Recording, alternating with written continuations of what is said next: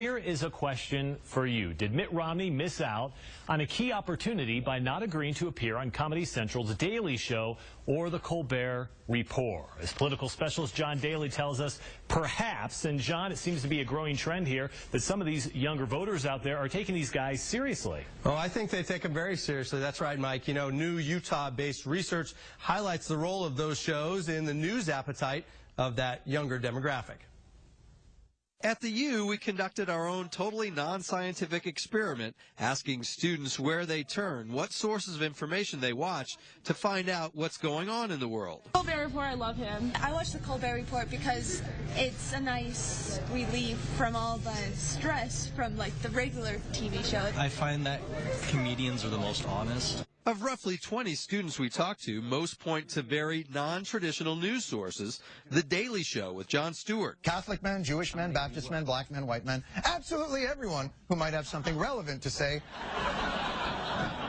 on women's reproductive health. And the Colbert Report with mock conservative commentator Stephen Colbert. Because if even one fraudster shows up at the polls in November, that would tarnish the integrity of an election that the Koch brothers paid good money for. What I found is that in this time, students get their information about political issues from Jon Stewart and Stephen Colbert. Westminster College business professor Doug Peterson surveyed 150 students in that key 18 to 24 demographic.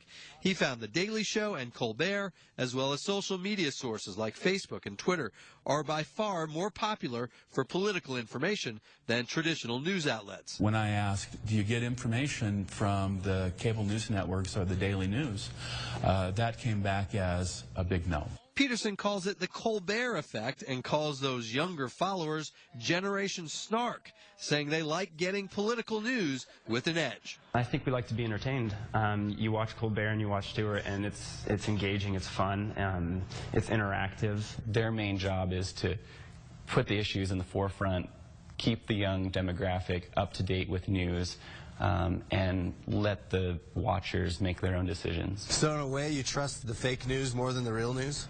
Yeah, they call it as it is. Universities are well aware of the trend. The U's Hinckley Institute offers an internship at the Colbert Report.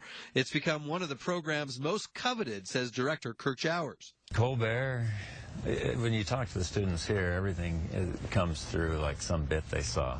And Saturday Night Live, too, to some extent. Is it the power of humor? Power of humor, yeah, and it's watchable and relatable. President Obama, whose share of the young vote appears to have slipped some since 2008, recently appeared on Stewart, something Romney has not done. But will that matter come Tuesday? I really don't think Stewart or Colbert bend opinions one or the other way. I think that people who watch the Colbert Report or Jon Stewart already have their opinions made. Now, meantime, another recent study, this one from George Mason University, found this fall late-night comics on shows like Letterman and Leno poked fun at Romney far more frequently than Obama, but less than they joked about John McCain 4 years ago. Of course, Mike, arguably the top political target over the years has been probably Bill Clinton. Yeah, that's for sure. And no question about The Daily Show, for you, has made Daly a very trusted name in news, wouldn't you say? Hey, I'm happy to ride his coattails anytime. All right, well done. Great report. Thanks, John. You bet. Well, the polls